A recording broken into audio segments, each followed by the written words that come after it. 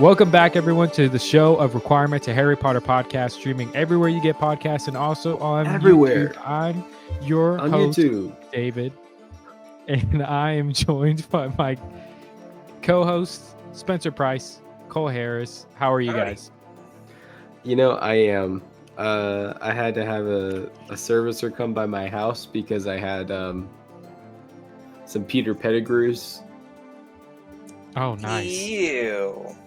Well, mice, not rats. Some worm but tails. Some worm tails, yeah. Yeah. Or whatever smaller worm tails are. But yeah, I was this close, Cole, to texting you about borrowing Crangus for a day. No, you don't want that because he'll just play with them. He won't do anything about it. And there's his butthole again. We just can't escape it on this podcast. No, as soon as he knows that we're rolling, that butt is out. It's out. It's all. I mean, It's also, out. Cole, you record right in front of your cat tree. It's where Which it's is the only just- space I got. Listen, that's great for. I feel like people that watch YouTube podcasts, they love that like background stuff. I think it's like entertaining for people. You know, like how the TikTok people, they can't watch. This is what the kids at my work tell me, that they like can't listen to audio. Have you ever been on TikTok and like someone's playing Subway Surfer or the Minecraft jumping thing, and there's the audio going on, and there's in the audio. background Yeah, that's completely yeah. separate, and they're like, oh, it's for the ADD, like I can't focus with that. And I'm like, you're already on a constantly moving picture app. I'm like, what is enough? I couldn't tell you. So anyway, that's what Crangus is doing for the YouTube watchers. Yes. Yeah. Well, I missed last week. And as the person who edits the episodes and puts it out, there were some things said that I have huge issues with. One, the Hufflepuff party. Yes, it's a Hufflepuff party. But that's not what I was talking about. Cole, I think you're absolutely wrong about the romances in this. It is beautiful to see. Okay, I feel it's not terrible. It's not bad. 2, I did not go off on Luna Lovegood. I just said, guys, you absolutely did. No, he said, you're like, I can't remember what the exact word overrated. was. No, I just said I don't get it. I just don't get it. And even her commentating the match, and we'll get into this here in a little bit. Cole, you'll understand this, and Abby, if Abby was on, she probably would get it. It's like, season 1 of The Bad Batch, when they were putting all these different kinds of stuff, and they're like, oh, this is going to be the greatest thing ever, and then you watch it and you're like, it's okay. It's like service level. That's how I felt about Luna's commentary in this one. There was like one part where I was just like, that's kind of funny, but the rest of it I was just like, this it, like this is what everybody likes, I guess. And so I'm still not. I think I enjoyed more of what you were talking about, the whole the slug ball.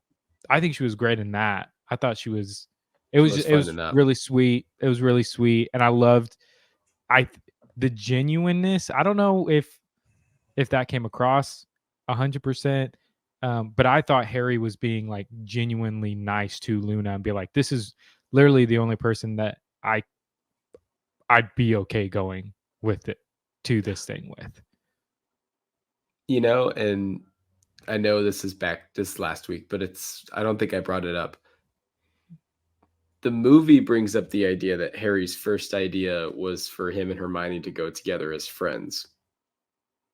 And I think that makes sense for his character too.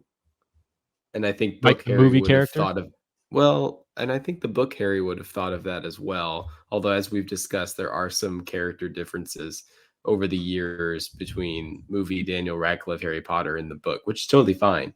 Yeah. We're seeing that with Percy Jackson too, come to think of it. But I think also it's Harry Hermione fuel that I don't need. Yeah. Well, you mentioned it in the last episode. Feels into it a little bit, yeah. And well, the what's Where called you're talking about the the scene. canary scene. Yes. Yeah. But I like both.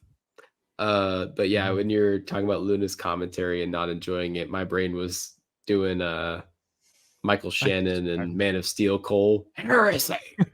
Heresy! Heresy. I will you know, find him.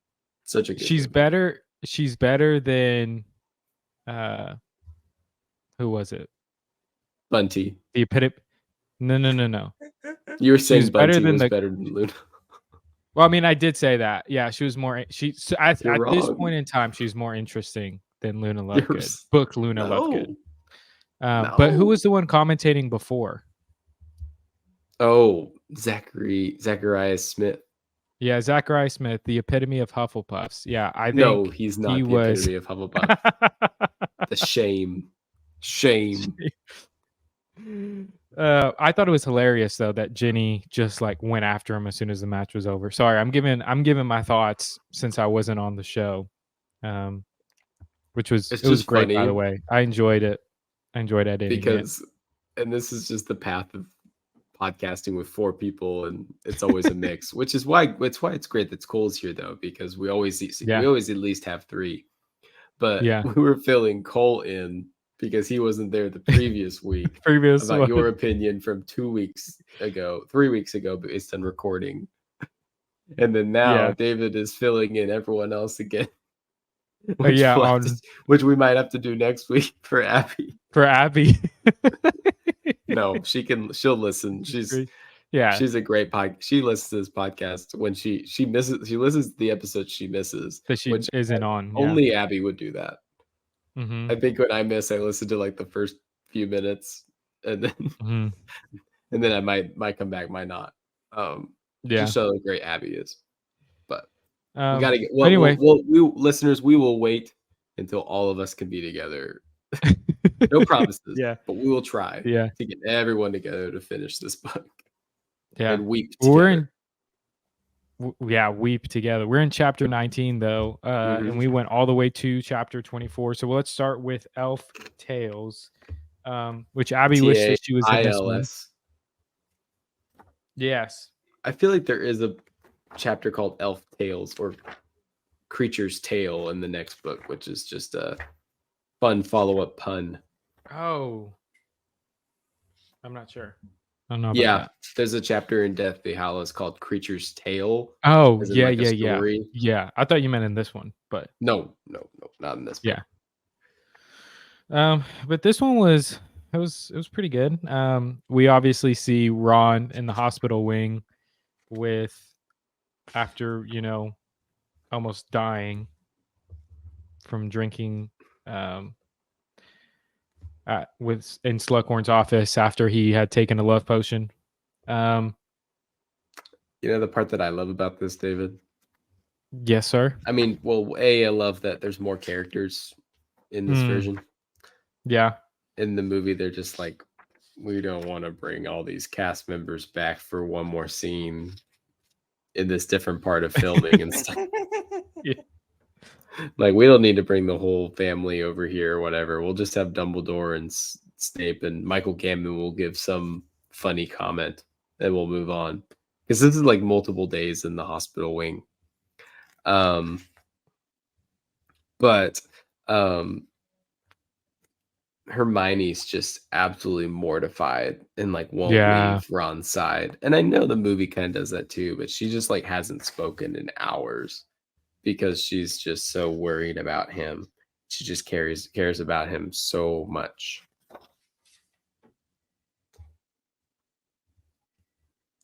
Yeah, I think I didn't talk about this. This is another thing I just realized because of obviously we have the Ron saying Hermione, that it is sleep goes unnoticed a little bit. I mean, the book makes mention of it. But I mean, like the book uses that line to first break up Lavender and Ron, and also does, kind of. Yeah, and then kind of the movie uses it a lot more. It uses but it I think a lot the more. book is more realistic. Yeah. For sure. And then, but I always have to say this, and because of what the reading was last week, Molly Arthur is probably one of my favorite characters in all of Harry Potter. Like, just that motherly figure for Harry. She loves fiercely. And so the scene with her and Harry and Mr. Weasley, it just I was almost in tears of just how great it was of, you saved Ginny, you saved Arthur, now you saved Ron. Half our family does seem to owe you their lives. Now I stop and think about it, said Mr. Weasley in a constricted voice. Well, all I can say it was a lucky day for the Weasleys when Ron decided to sit in your compartment on the Hogwarts Express, Harry. How does that not make anyone emotional? Oh no, it's good. And I don't know how I just brushed over that on previous read-throughs. It did catch that one caught my eye this time as well. I think I just brushed over it.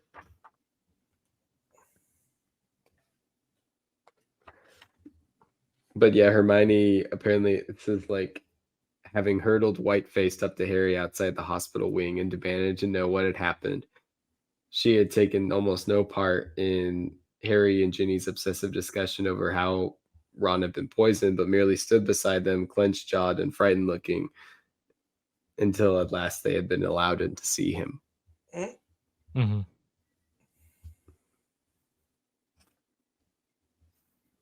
It's just I don't know if it's unrealized love or what, but it's just been building up this relationship for so long, and they grumble and complain at each other all the time, but when push comes to shove, they show their true colors in a good way. Yeah. I thought probably McLaggen was probably the worst. Man, I strongly dislike McLaggen. He got so much worse. Yeah, I feel like I didn't have opinions on him, and then now I'm this is the first time officially Filch is called out as a squib. Oh yeah. Hagrid just went off on him. Get out of here, you filthy squib. I was like, oh my god, Hagrid. Oh my goodness.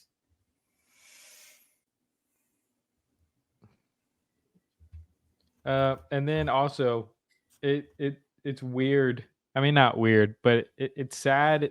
It's sad, it's funny, but weird that no one told Lavender about where Ron was and what happened to Ron. Yikes.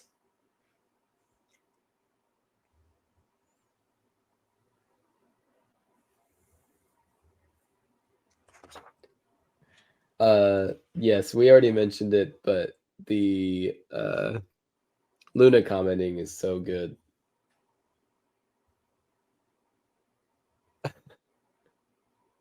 I think it's just not even her commentary, but it's Ron's reactions to it. He's like, I could hear the match commentary from here. I hope Luna's always commentates from now on. Losers lurgy.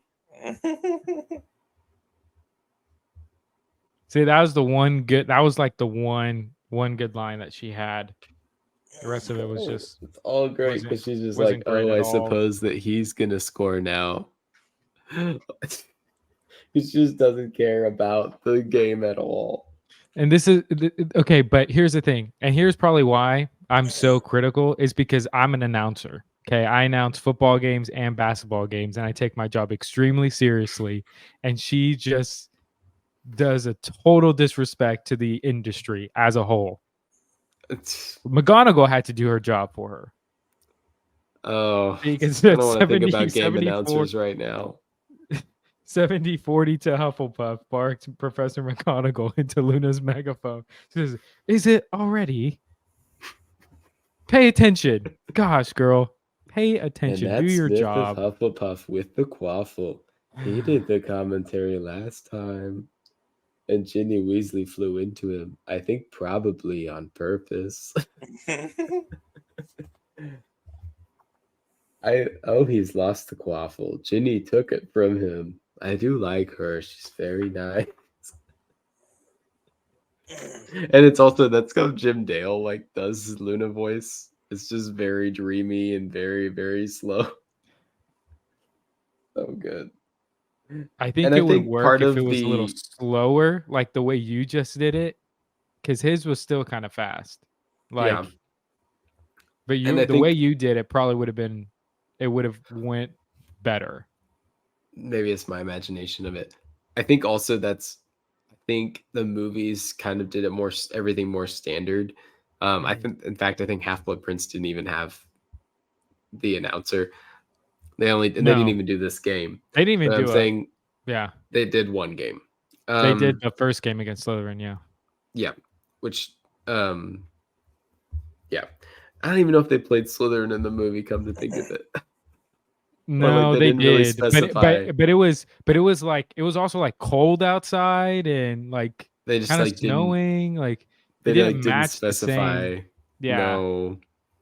Um but I was gonna say like in the reboot, it would be nice for part of the fun of the Quidditch games is the announcer saying terrible things or like getting too emotionally involved or not involved enough in this case. And then McGonagall has to jump in when McGonagall should just be commentating.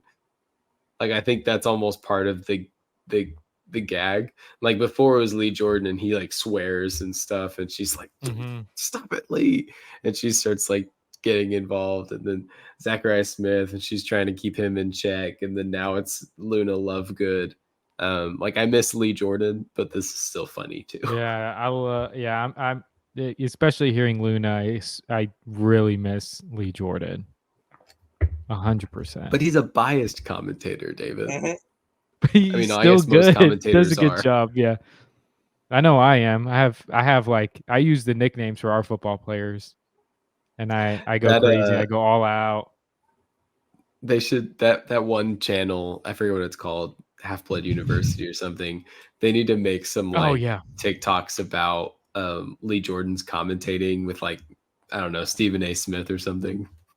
Oh, Every they time should. Gryffindor Yeah. loses the every time Gryffindor loses the quaffle, hoodwinked, bamboozled, and outright deceived. See. Yeah. I'm just Oh giving him fire, man. yeah, yeah, He's for real. great.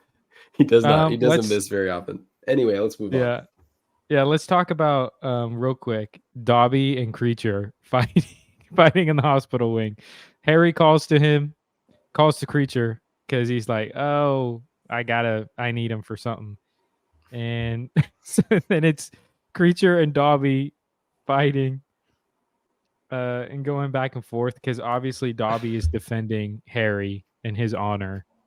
But my favorite line in that entire thing was uh, Harry's telling Creature, he said, "Right, I'm forbidding you to fight each other." Well, Creature, you're forbidden to fight Dobby. Dobby, I know I'm not allowed to give you orders.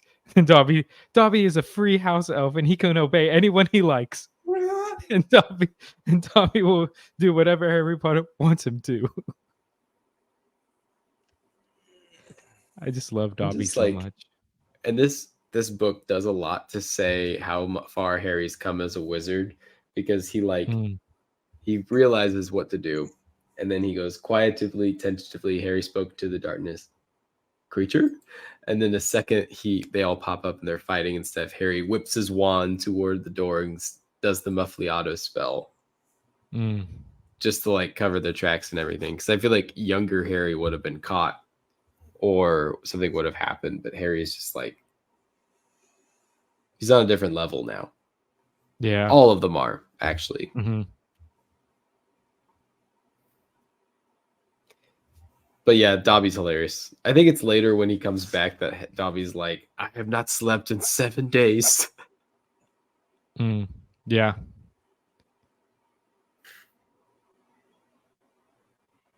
Just stick to Malfoy So like a couple of wart plasters.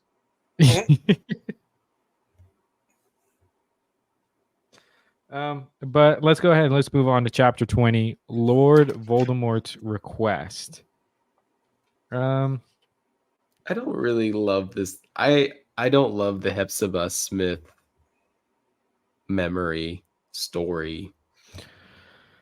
I know. wasn't Obviously, wild we about it. know. Yeah, I think we know why it's in there, but it's just of all the times that we go back, it's definitely the least interesting one of them all. Well, I don't even know if it's the least interesting. It's just a little tough to get through because it's like kind of gross, and Tom is like flirting with the old lady to get stuff from her. And I mean, it's a witch hoarder, which I guess we Yeah. haven't had before. But yeah, it's a bit much. Yeah. But that is the type of person that would have something like the Hufflepuff cup and Slytherin's locket.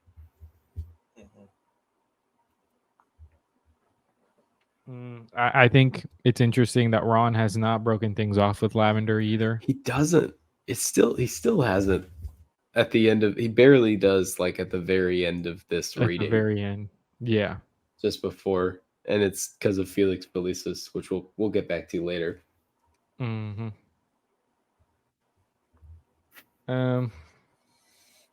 Why is Trelawney still here? I mean, I know why. I know why, because her information's so important, but like, it's still frustrating.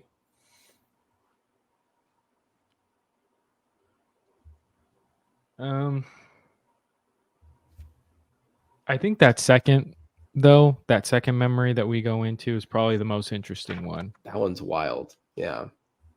Because we get because we 80% Voldemort. Yeah.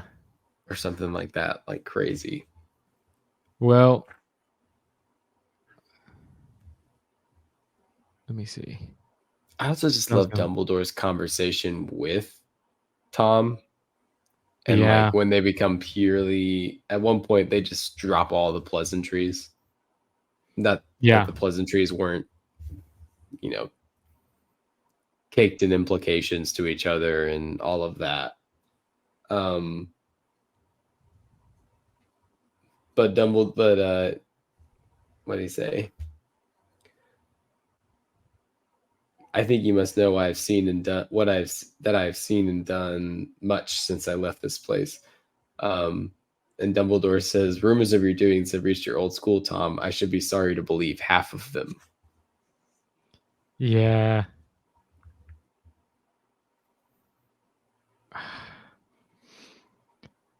Our boy Dumbledore just doesn't miss.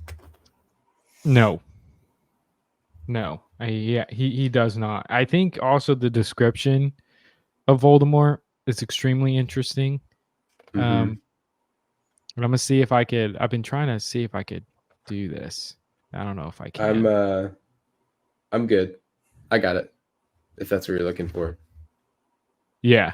It's on page 441. I can read it. Yeah, go ahead. Harry let out a hastily stifled gasp. Voldemort had entered the room. His features were not those Harry had seen emerge from the Great Stone Cauldron almost 2 years ago. They were not as snake-like, the eyes were not yet scarlet, the face not yet mask-like, and yet he was no longer handsome Tom Riddle. It was as though his features had been burned and blurred. They were waxy and oddly distorted, and the whites of his eyes now had a permanently bloody look, though the pupils were not yet the slits that Harry knew they would become. He was wearing a long black cloak, and his face was as pale as the snow glistening on his shoulders. Oh, look at that. Yeah. He looks stoned. I mean, that's how that is. Cole bringing in his comments. Yeah. That's not far off. Yeah. For some reason, I thought he was gonna look. I thought the description was having him look like a monstrosity at this point in time. And it still looks. I think rough. I think he still looks too handsome. Mm-hmm. A little bit. I think his nose needs to go. His nose needs to be like half gone or something. I don't know. Yeah. Or his nostrils be more slit-like. I don't know. Yeah, I'm not sure. But I But think 10 it's out of 10 on pulling up the visual. yeah, because I was interested. I was just like in my head, he looks terrible. He looks awful. Especially Horrifying even. if we go to the yeah, exactly. Because even if we go to the previous one, when he sees the cup of Helga Hufflepuff, like he has like a red gleam in his eyes for like a split second. And I'm like, this guy is just pure evil. Like he's being corrupted in this He's still way. not the most He's evil like corrupting person in the himself. series. Umbridge? Yes. Dumbledore. Don't get me started. Grindelwald, of course. No. I think Grindelwald was more elegant than Tom. He had like, I don't even know. He had like respect. Yes, he had a lot more people on his side. No, I don't think think that. I think Voldemort had more followers, but well, I mean, like probably more. Grindelwald had more sensibility. Yeah, He wanted to. He didn't want to take over the world necessarily. I mean, he wasn't afraid to get his hands dirty, but he wasn't like malicious, or he wasn't like actively seeking dark magic, right? For the purpose of disfiguring himself and all of that jazz. Like he didn't, and I guess maybe it's part of his bloodlines too. Like he didn't have this. He's maybe related to Slytherin, but that's not like part of his character. His motivations are different. Still a bad guy. Just he had more. Because you are a bad guy doesn't mean you are a bad guy. He had more class, I would say. More gravitas. More I don't know about that. More Gravity Falls. What I think about is what people really want is this, like they want like a Voldemort series or Voldemort Origins or something. And what they're asking for, the true fan, the people that are big fans of the book that know what they're asking for, they're asking for that middle 10 years. How did handsome Tom become this? And I'm like, no, like we don't need to see that. Well, there's a purpose there's a reason that Rowling didn't write that. Yeah, and I think it's also more. It means more if at one point we're seeing him and he's one way, and then the next time we see him, he's drastically different, and to me that hits more than if we got like, oh yeah, let's just do a series with going through the 10 years of Voldemort, and it's like, if they do the Half-Blood Prince right, we don't need that. This tells his story. This does a great job in telling his story and how he became who he became. And I think in a way that doesn't take away from what else is going on in this book. Yeah, 100%.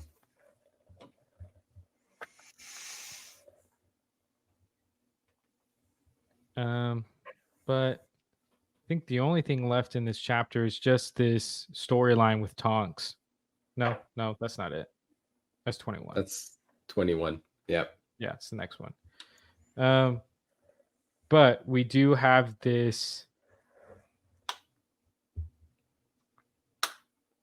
We do have this challenge, I think, given. Right? Oh no. Oh yeah, we still have the challenge of Slughorn giving up his memory to Harry. That needs to happen. Well, Dumbledore expresses his like disappointment, and that really riles Harry up.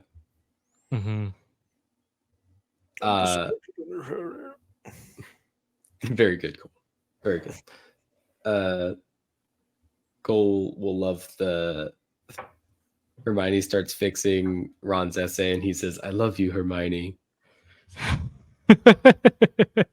And then Hermione turned faintly pink, but merely said, "Don't let Lavender hear you saying that." I won't. I won't, said Ron into his hands. Or maybe I will, and she'll ditch me.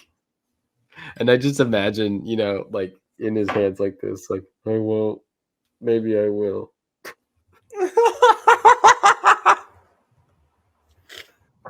It's very, I don't know. I've read this so many times that I feel like I'm there with them sometimes.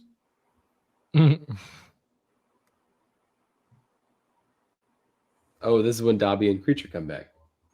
Yeah. Harry kind of grabs Dobby and keeps him from running straight into the fire. Punish himself. Dobby has not slept for a week, Harry Potter, said Dobby proudly, swaying where he stood.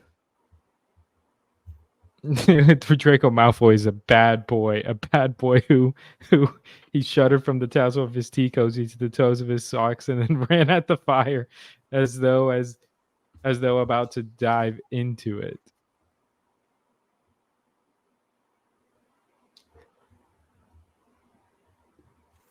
Oh, Creature. Master Malfoy, it's in the Great Hall. Blah, blah, blah, blah. But it's interesting to me how, and I get why, but there is this, obsession with Draco that Harry has. And we're going to see how later on in this section of the reading, how that costs him at times. But he also is right. He is right. And what we're seeing here is just him trying to put some of the pieces together. He knows the room of requirement is what Draco is using, but he can't get to him still because he doesn't know what's going on. I think it's wild that he's also turning Crabbe and Goyle into first-year girls. This book is wild. Absolutely wild. It's a wild time. Malfoy is like picking up on things that Harry, Ron, and Hermione have done too. Mm-hmm. Whether he knows that or not. But it's cool that Harry's figuring it out. Like he's like, it's Polyjuice potion. And like smacks himself. It's like, it's the room of requirement. Of course, like that's where he's hiding and doing something. And he's like almost figuring it out. And then everyone else is just like, no, Harry, come on. I'm like, we should listen to Harry at some point. Maybe we should listen to Harry. He has not been wrong very often. Just the last 5 books. I also think Harry's obsession with Malfoy is also kind of something he feels he can control because he cannot get the memory from Slughorn for the longest time. So he's like obsessing over something else that he feels can help the cause. And he hates Malfoy. Mm-hmm. So he's got both of those things going for him. I like the back and forth between, or like kind of us sitting into a Defense Against the Dark Arts class of them talking about the Infurious and what ghosts are. I love what Ron said. Yeah, he said, well, what Harry said is the most useful. If we're trying to tell them apart, when we come face to face with one down a dark alley, we're going to be having a Sufi to try to see if its society is solid, aren't we? We're not going to be asking, excuse me, are you the imprint of a departed soul?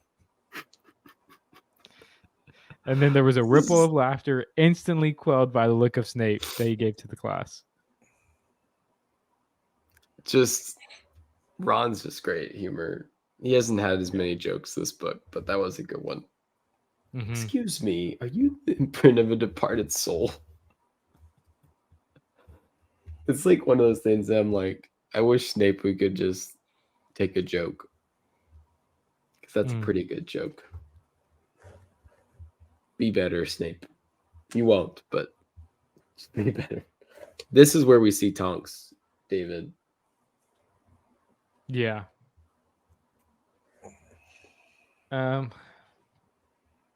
Which again, as somebody who's read the books, seen the movies, know how this ends. It's interesting how Harry comes to the conclusion that she's in love with Sirius. They're related. Yeah. That's like a Gaunt thing to do. Yeah. Oof. It's a page Yeah. out of the Gaunt. Yeah. And I think, so is Tonks, we don't know why Tonks is there. We Right. can assume that it's because no one's heard from Lupin. Mm. Like maybe he went dark or something and she wants to ask Dumbledore where he is. Maybe. I mean, we know that he's been underground for some time. So maybe that's it. Yeah. That's it. I don't know. Another good Ron. Goes back to what I said, doesn't it? Said Ron, who is now shoveling mashed potato into his mouth. She's gone a bit funny. Lost her nerve. Woman, he said wisely to Harry. They're easily upset. Like, no, Ron, no. You guys have both seen Avatar: The Last Airbender, right?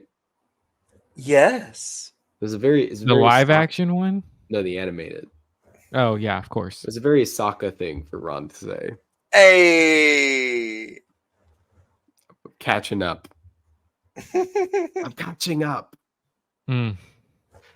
That was a Curse of the Black Pearl reference for Cole. That was a triple reference in one. Yes. Anyway, yes, that's what I'm watching right now. So I went back to the beginning. It's pretty good. What, Cranjus? Look who's decided to join the party again. And then, but Hermione doesn't let Ron off the hook, which is always good stuff. And yet, I doubt you'd find a woman who sulked for half an hour because Madame Rosmerta didn't laugh at their joke about the hag, the healer, and the Mimbulus Mimbletonia. Ron scowled. But that's chapter 21. Yeah, chapter 22, after the burial. Felix Felicis. Yeah. I thought this was a great one. It's the best. Yeah. It's one of the best chapters of the whole book. Absolutely. Everything happens in this one, which is great. Ron comes up with Felix Felicis. That's important to mention. It's his idea. Mm-hmm.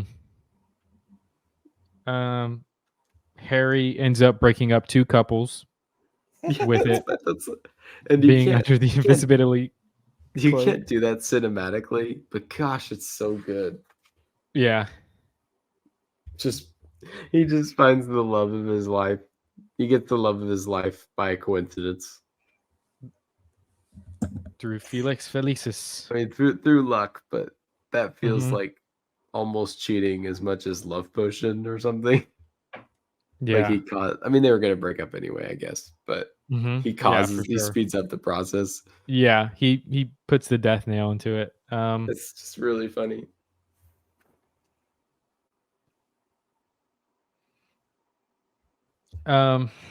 This is one where I have to say, no one does this scene like Jim Broadbent. No, no, like no one. Your body will decay. Like it's not the same. Jim Dale, we stand Jim Dale, but they did, and they adapted it well as well for the scene. Like it's very similar to what's going on here, and then Jim Broadbent just eats it up. He just eats up the whole scene. I actually like that they do it they do the scene in the daytime and not night. Mm-hmm. Small details, but I think it just works better cinematically. And they don't have to keep getting into, oh, thanks for not giving Harry detention, blah, blah, blah. And it's like, well, that doesn't need to be dealt with.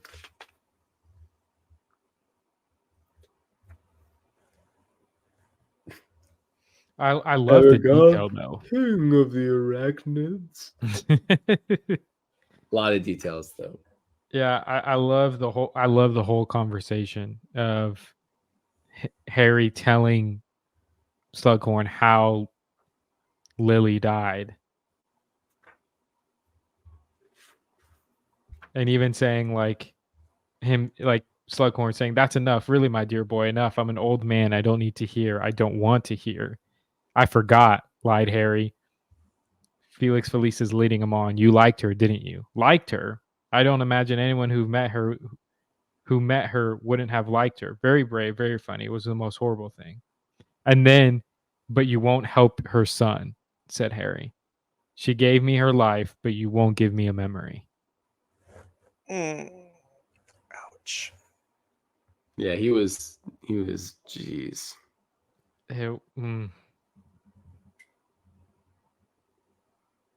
That's just so powerful. And I think the movies just can't, they don't have a way of communicating Harry's thoughts either, though. Like, this kind of says, like, Harry has the indication to do this. Felix is almost telling him what to do. Yep. Like, it's leading him to his destination. So he's like, oh, I'm not going to drink because Felix is telling me, kind of give me the inclination not to do that. Just wild.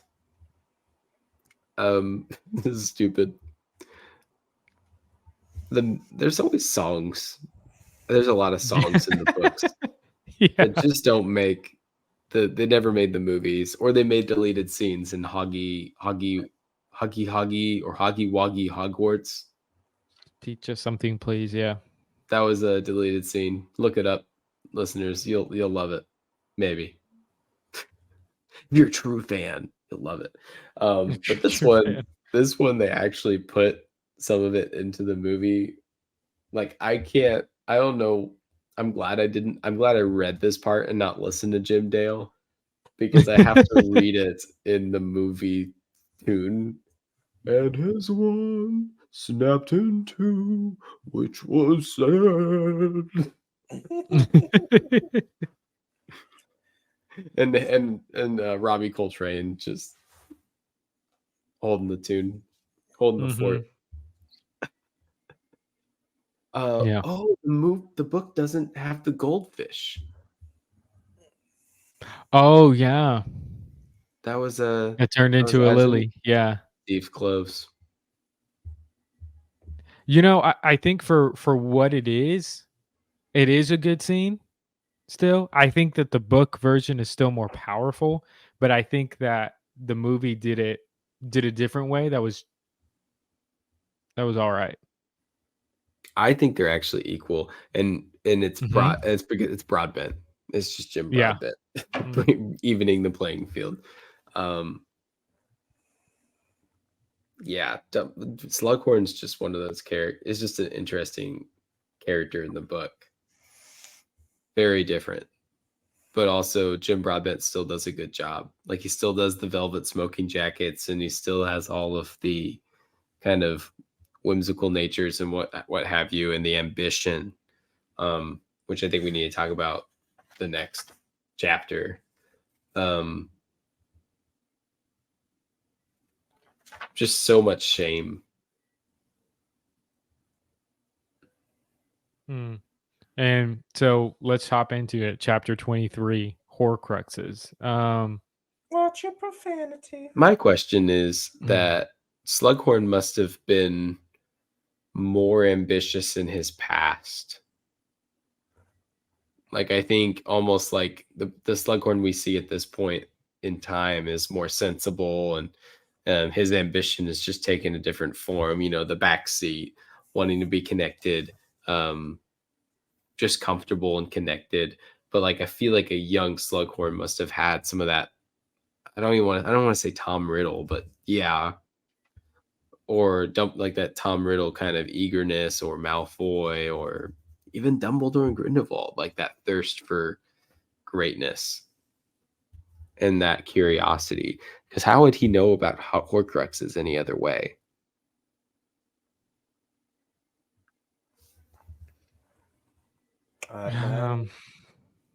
Yeah, I mean, it's not a great look for Slughorn. I would think, for him to know about it.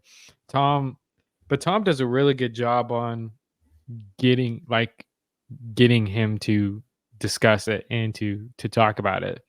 By saying, well, but obviously you obviously know all about them, sir. I mean, a wizard like you, sorry, I mean, if you can't tell me, obviously.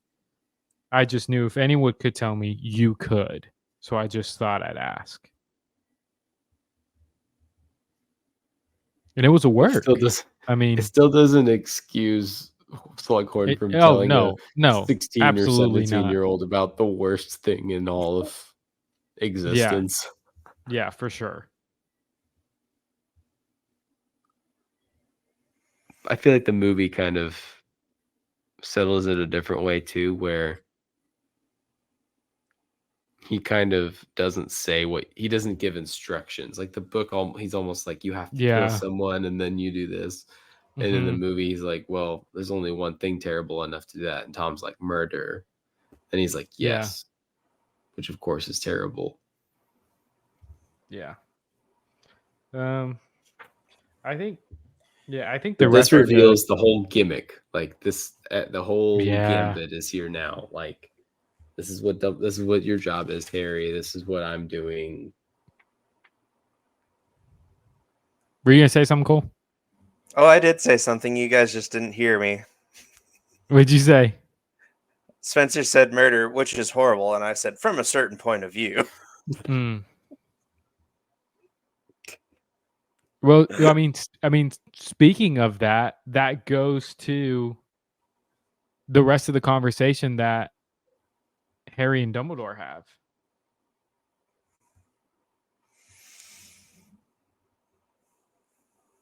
I mean, they go talk about the rings, the diary. They talk all about what could possibly be a Horcrux. It's going to be 6 Horcruxes plus 1 is himself, all of that. I like how they write it off that, like, because Rowling had made the diary a Horcrux. I think that was pretty much confirmed, but she didn't have it all figured out as to why the diary ended up in all of those hands and all these things. And Dumbledore says, the careless way in which Voldemort regarded this Horcrux seemed most ominous to me. It suggested that he must have made or been planning to make more Horcruxes so that the loss of his first would not be so detrimental. So like it writes off in like one little paragraph, it writes off all of the potential plot holes of Chamber of Secrets. Yeah. Because like this could be so problematic where you add in a thing and it's like, oh, it's always been like this. And you're like, has it though? Like it kind of brushes and fixes all of that thing. Talk about Bad Batch season 3 in the sequel trilogy. But I think my favorite part of this chapter has to be, it's something that you brought up when we did the Writing Room series for Hermione Granger, which shameless plug. Because you're talking about the prophecy and Dumbledore. I said, or because they're having a back and forth, and Harry says, "But I haven't gotten common skill and power." And Dumbledore says, "Yes, you have. You have a power that Voldemort has never had, and you can. I know. I can love. Big deal." And this goes to the breakdown of the prophecy, and the prophecy was only made to be a big deal because Voldemort made it so. Because Voldemort put stock in the prophecy. And Dumbledore says, you can't and you shouldn't put stock in the prophecy. And just seeing how Dumbledore, I think probably for the first time truly, is like angry, like lecturing Harry. Yeah. And it's interesting how much the prophecy matters and equally doesn't matter at the same time. Yeah. Which is how I circumvented it entirely. Spoiler alert for an episode from years ago, I killed Harry Potter in the Goblet of Fire. And Cole helped me write myself out of that corner. That was a fun time. That was a really fun time. This is the part of the series. I know we're running out of time, where we get a bunch of stuff about Nagini, but Dumbledore fails to mention that she used to be a human. And there's no talking your way out of this one. Like, I feel like he would know and would have brought it up. No, of course he would know. I mean, didn't she go to Hogwarts too at the end of Crimes of Grindelwald? Yeah. So, but he doesn't bring it up. But it's wild that Dumbledore just knows. It's like he knows so much that he could be a very bad wizard, though. Like he's able to think like Voldemort does, and I think that's a little concerning because he even figured out he's like Voldemort in that baby body or whatever decided to make another Horcrux anyway. Mm-hmm. Oof. Eek. Eek. That is what baby Voldemort said. Eek.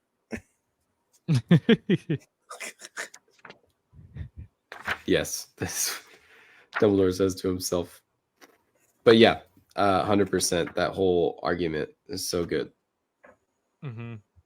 of Anyway, course chapter you got 24. to, but not because of the prophecy, but because you yourself will never rest until you've tried. We both know it. Mm-hmm.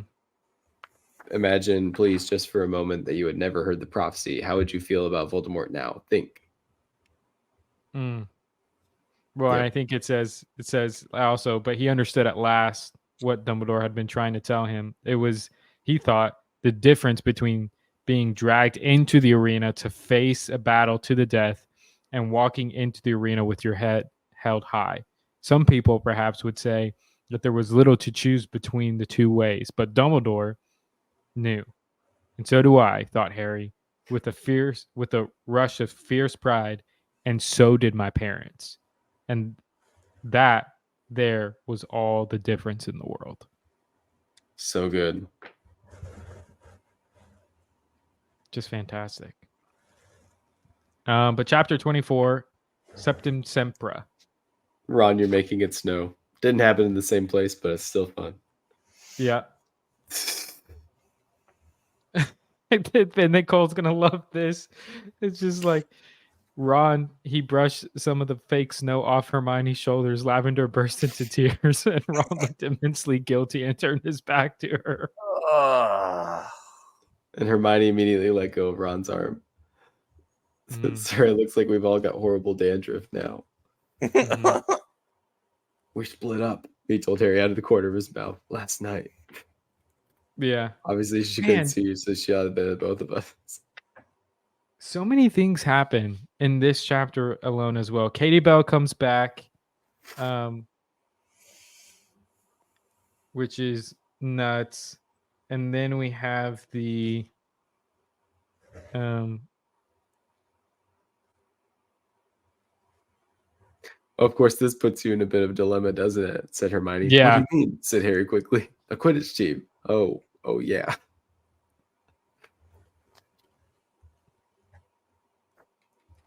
But then we have the scene in the bathroom with Moaning Myrtle, Draco, Harry,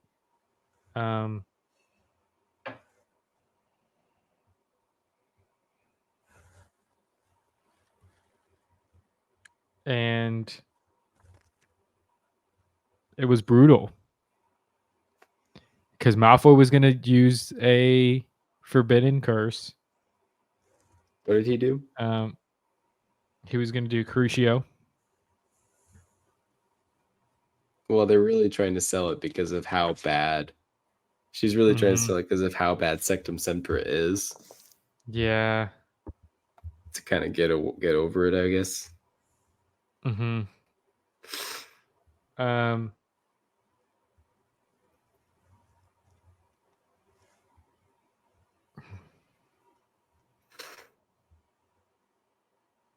It was wild. You know, the advanced potion making book, he hides it.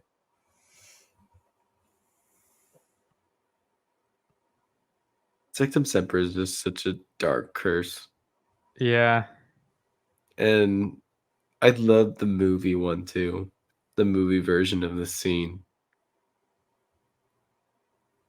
I think it does it really well. It does the action, and then Alan Rickman just sweeping like a big old raven. Yeah. In Like always. And the score. It's also the score. Like the score is great. Hooper? Nathan Hooper, something like that. Nicholas Hooper. Nicholas Hooper. That's what it is. Yeah, I think that was him. And like Alan Rickman's doing the like counter spell very slowly, and it's like it's so obvious that he is the Half-Blood Prince. But that's the fun part about it, is that they still haven't figured it out. Yeah, Nicholas Hooper, you're right. Yep. Underrated. They're all great, but he's definitely they're all great. I wouldn't say he's the most underrated. He just is the underrated Harry Potter composer. Right. Harry gets detention for the rest of the term. He's going to miss the last Quidditch match.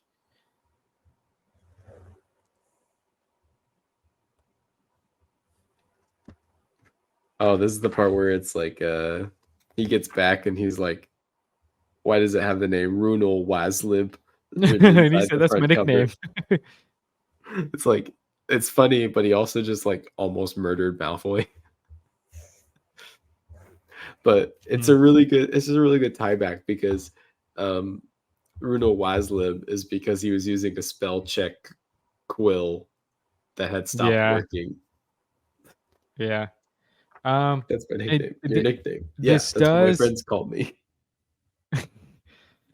This does make me upset that Harry never fully mastered, or at all mastered, occlumency like he should have. Yeah, that's true.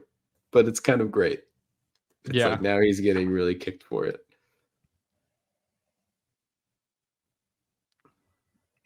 And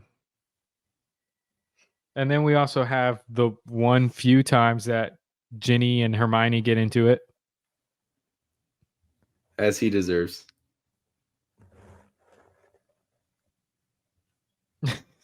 It's just funny. It said, "We give it a rest, Hermione." By the sound of it, Malfoy was trying to use an unforgivable curse. You should be glad Harry had something good up his sleeve.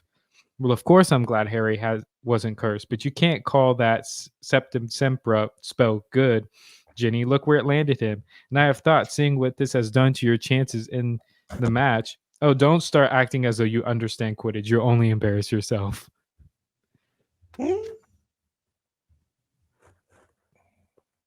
And then detention with Snape,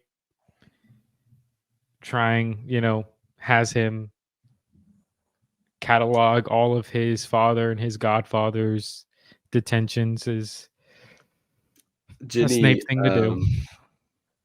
Ginny's coming to bat for Harry, though. Yeah. Mm-hmm. And I think that they make a big point to like bring out that moment.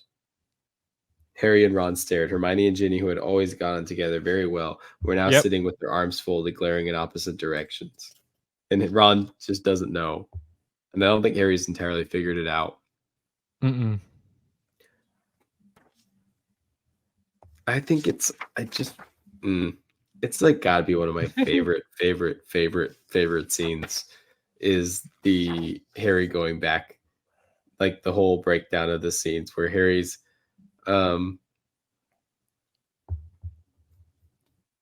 quit ages, he said tentatively to the fat lady, wondering to find inside. Her expression was unreadable, which is so mean of the fat lady, because she does have emotions. As she replied, "You'll see." But after several long moments, after Harry kissed her, it says, after several long moments, or it might have been half an hour, or possibly several sunlit days, they broke apart. The room had gone very quiet. Several people wolf-whistled. There was an outbreak of nervous giggling. Harry looked over the top of Ginny's head to see Dean Thomas holding a shattered glass in his hand. In the middle of the van, looking as though she might throw something. Hermione was beaming, but Harry's eyes sought Ron. At last, he found him still clutching the cup and wearing an expression appropriate to having been clubbed over the head. Ron gave me a tiny jerk of the head that Harry understood to mean, well, if you must. I think people hate this scene, but they're wrong. Why? I think why Cole? The Harry Why Ginny Cole? haters, not Harry. Cole's just why Cole?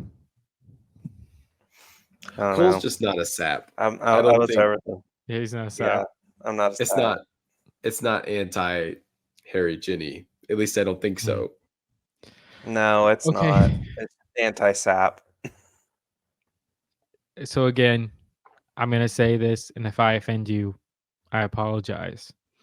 But if after reading the Half-Blood Prince, you're still shouting for Harry and Hermione, or even Draco and Hermione, you need to get into a relationship, see what it's really like, and then write your fan fiction.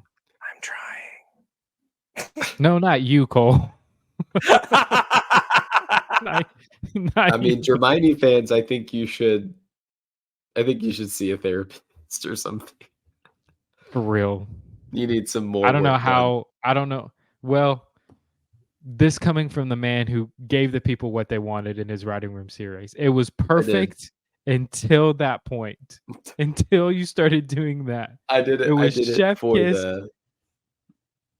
Listen, I wanted to create a universe where that could happen. No. I'm still upset. It's still raw. Can't take it. Fair enough. But this is a great, I mean, a lot of crazy stuff happened in this section. But this last half is going to be probably the most emotional episode we probably ever do. I'm going to listen to that chapter again. I love it so much. Yeah. No, the next set is gonna kill us all. It's so rough. And it's more. There's more in the book. The movie kind of brushes over some stuff. Like the Death Eaters just kind of waltz around, break some tables in a window, and leave. But there's a whole battle. It's like it's the second battle it's the pre-battle of Hogwarts, really, is what it is. Yeah. But we'll get to that in the next episode. But thank you so much for listening or watching to the podcast. Make sure to subscribe. Leave us a review. Washington Sentinel, I know you were mentioned last week in the episode. Still a coward for not putting your actual name and face to it. And we are Emma Watson stans. So you can... As Hermione called Ron out to be a coward in this last chapter, with an amused face. You are a coward. You're also a coward. Washington Sentinel, go and touch some grass. Okay, as the kids say. But also make sure to follow us on Instagram at hpotter_fanatics. And just tell us what you enjoyed about this section of the reading, and hopefully how your opinions of this book has changed as we head into the final section of the Half-Blood Prince. But for Cole and Spencer and Abby, this is David for the show. And until next time, Septem Sempra! You dare use my